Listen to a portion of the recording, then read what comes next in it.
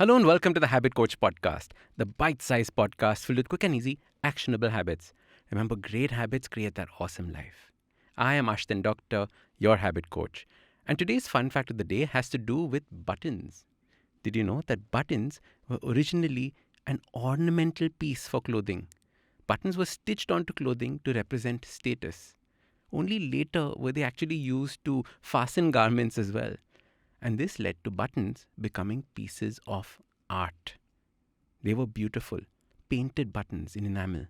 They are, of course, buttons that are encrusted in diamonds and precious stones, and there are buttons made from big sections of pearl. Years ago, my family was presented with a set of buttons for a suit.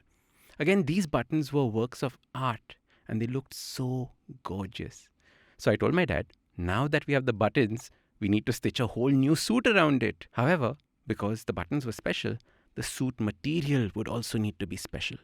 And because we were already spending so much on the suit, we need to go to the finest tailor. Then we need the best quality shirt to match this suit. And my father rapped me across the head and told me to shut up. And this is actually so true. There's something known as the Diderot effect.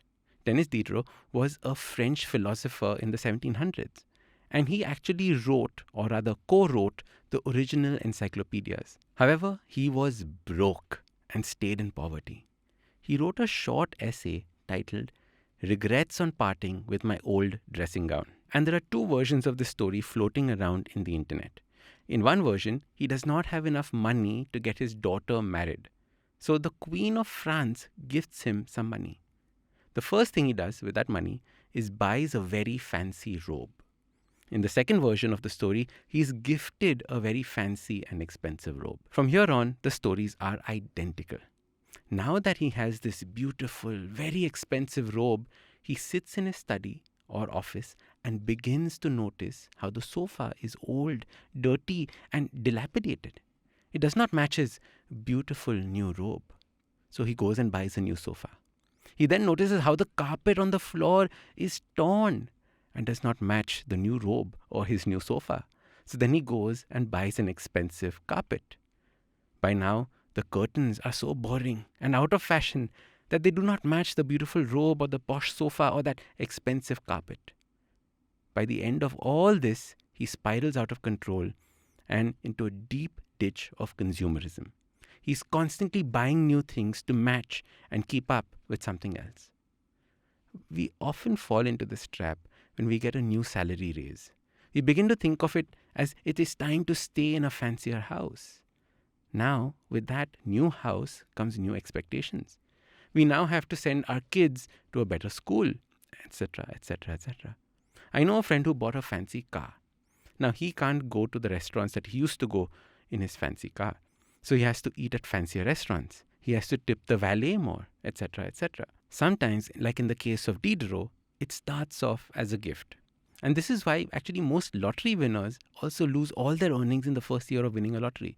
They try and upgrade their lifestyle too fast. The lottery winners that keep their money are those that don't just tell anyone about their winning. They just invest that money and buy one thing that makes them happy. The secret of getting out of this Diderot trap is to understand and accept this effect. Understand that our mind is wired for accumulation. We want more, we want more. The second thing to do is to plan the complete cost of the follow-up purchases in case you wanted to buy something. For example, if you want to buy a dress in a 50% off sale, you calculate the cost of buying new shoes, new earrings that go with this dress. And you will soon realize that it's probably not worth that extra cost. The third is to buy things for their usefulness or their ability to give you happiness and not for their status. This is so important.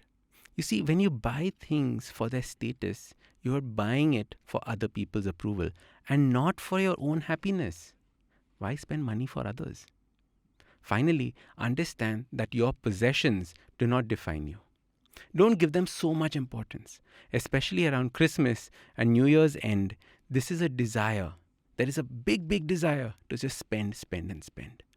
So your super simple habit starts by not falling victim to the Diderot effect. Instead, get into the habit of recognizing that it is happening. then decide to spend your money on something that will make you happy without that additional spending.